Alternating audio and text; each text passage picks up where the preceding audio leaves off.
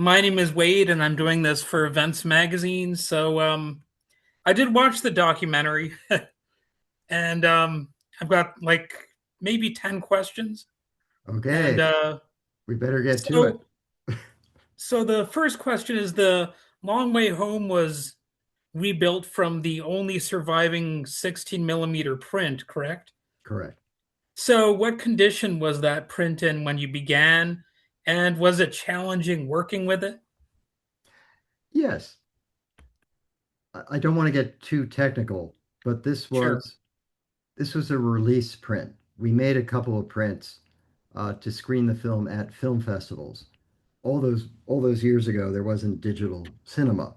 You went to a film festival, you had to have a film print.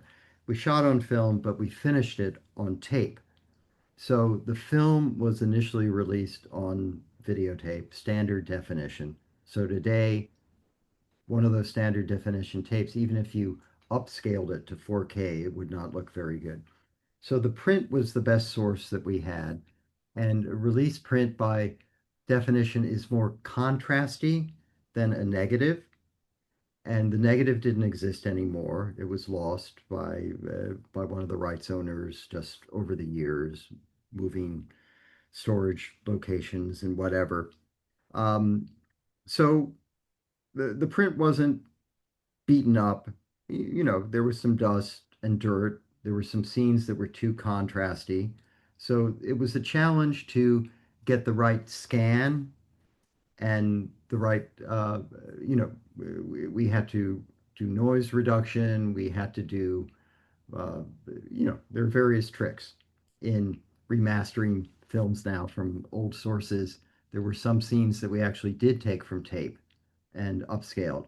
But Susanne Rostock, the editor of the original film, helped me. We supervised the remastering together, and we had a brilliant team at a company called Postworks. The colorist was a guy named Brian Woos, who put his heart and soul into it, and it looks pretty darn good. But it looks like a film. It Yeah. doesn't. It has some graininess and funkiness, which I think suits it anyway. It's a rock and roll film. Yeah. So would it be fair to say that this could have become a lost film at some point if you didn't go through this process? Yeah, it was a lost film. Yeah, Look, it was released on TV in the UK in 1989. I think in the US in 1990. It was in a few other countries. There was a VHS release in North America in 1991. After that, nada.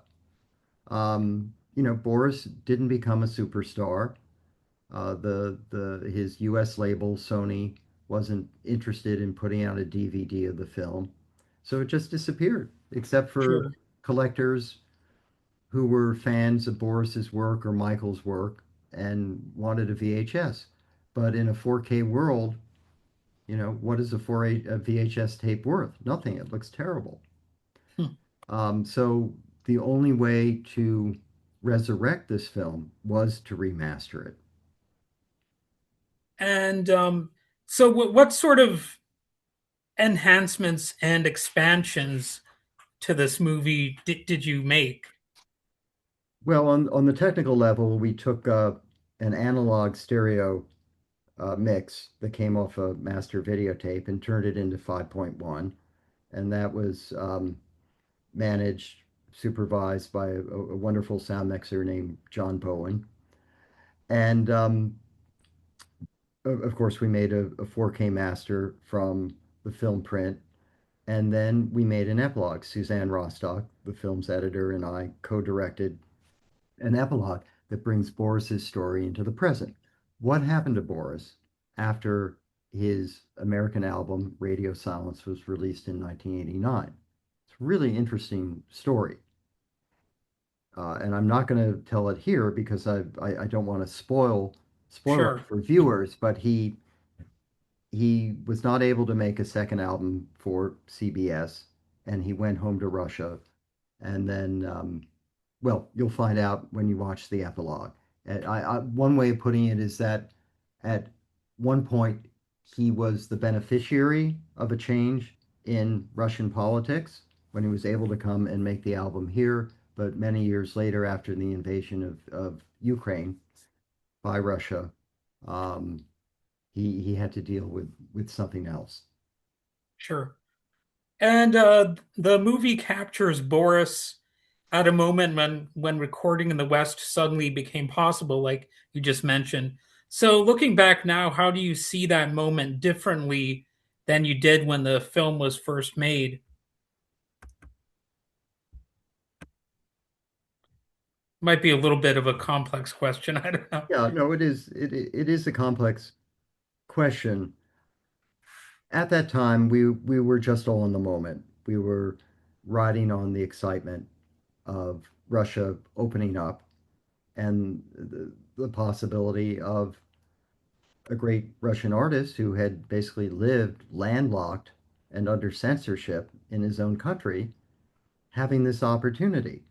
So we were documenting the excitement of Russia opening up to change, the hope for democracy, for more freedom, and and at the same time Boris's great adventure.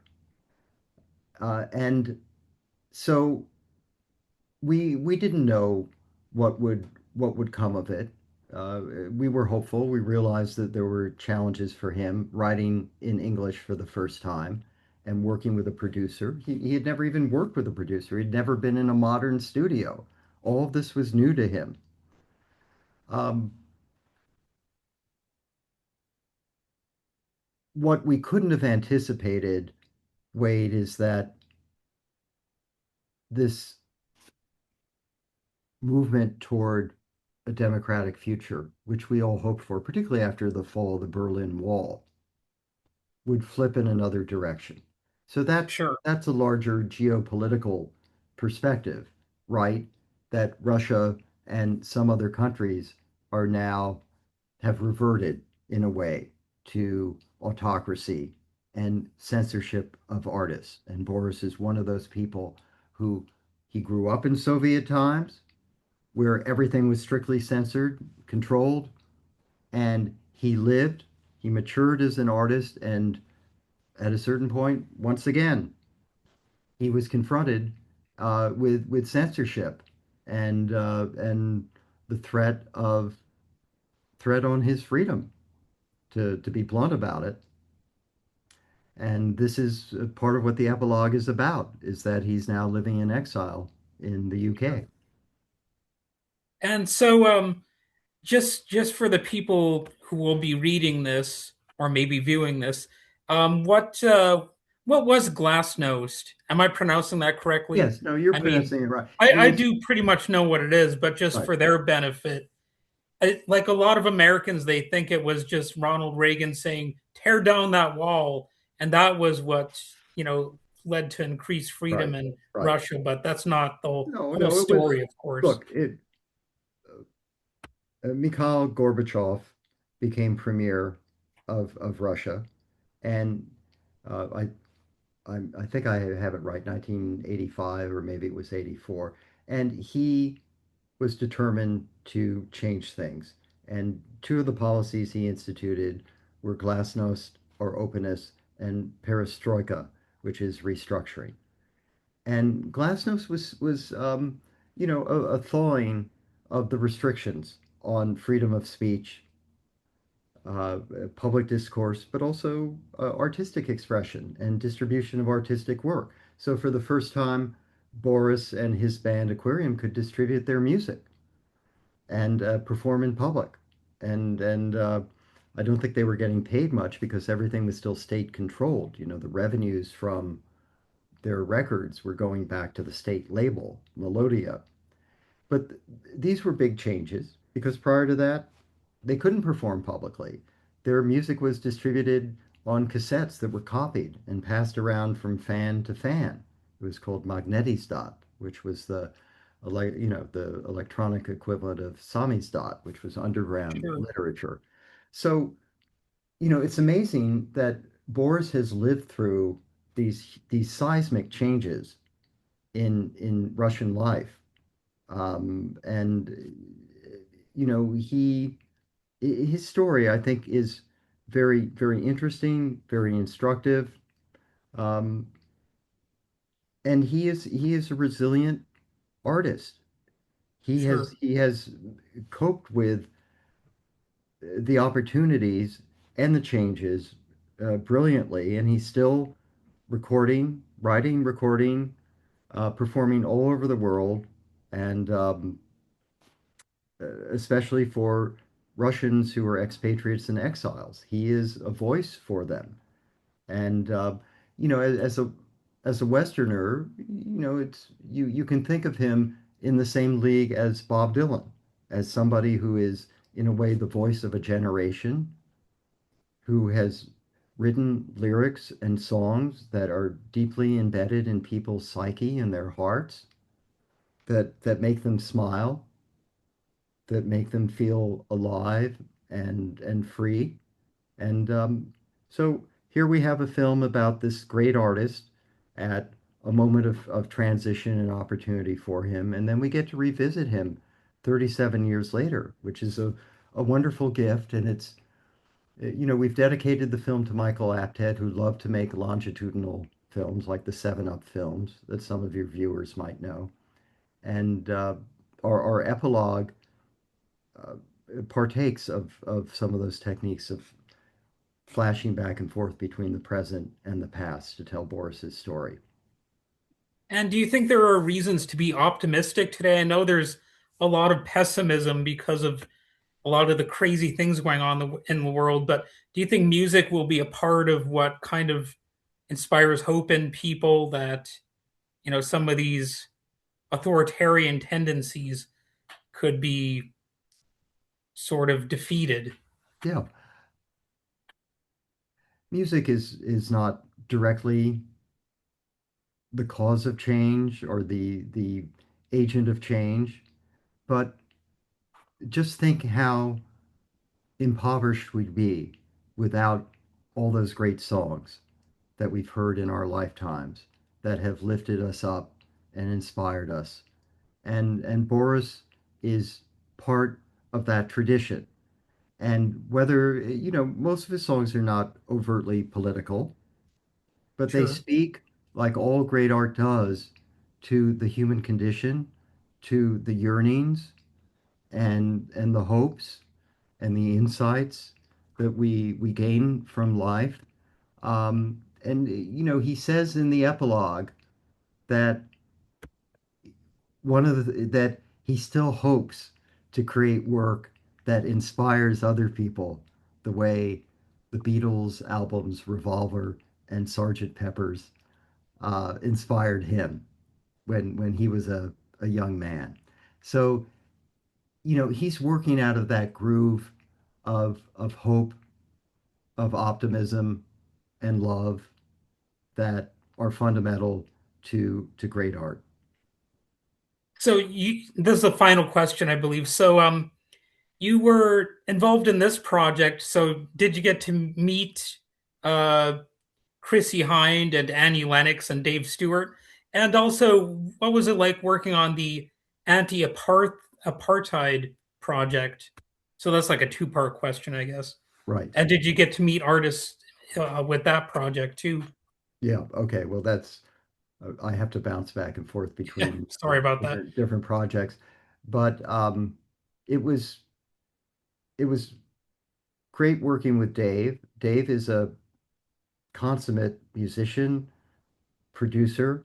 Boris calls him a grandmaster, and he is. Boris learned so much working with Dave, so it was a pleasure with Dave at every point. He made the journey with the Eurythmics band to Russia to perform with Boris and his band, which was not an easy thing to do in those days. Probably not. And Chrissy I had met previously making films for MTV, and actually the studio shoot that happened with Chrissy and Annie that you see in the film. I wasn't there for that. I was there for everything else, but that was supervised by my co-producer Joe Durden Smith, who unfortunately has passed on, but he was a British colleague of Michael Apted's, wonderful guy. And uh, and as far as the film that I worked on for MTV, The Making of Sun City, Artists United Against Apartheid. I was a staff producer director at MTV. I was always looking for opportunities to do projects that went beyond promoting whoever was uh, the most popular or successful artist at the moment. And so I was always trying to do um, films and short projects that, uh, particularly ones that would speak to political change, activism, and artists who were working out of different musical genres than what was strictly rock and roll or pop Sure. music at the time. So that was a great experience. We got to film with Steve Van Zandt and many of the people who were working on that project. All Um, right. Is there any other topic you want to address? Any other information? no, I would just say that The Long Way Home is a movie that was lost that has been resurrected. It's one of the great rock and roll movies. It's one of Michael Apted's best documentaries. I think if you love music, if you've been a fan of any of his films, you should see this one. We hope it will get distribution sometime this spring or summer. Right now, you can only see it at the Museum of Modern Art on January 28th and 29th in New York City, but there will be other screenings coming up, and people should go to thelongwayhomefilm.com to get more information. All right. Thanks. And can I make a podcast episode of this as well so I can double dip?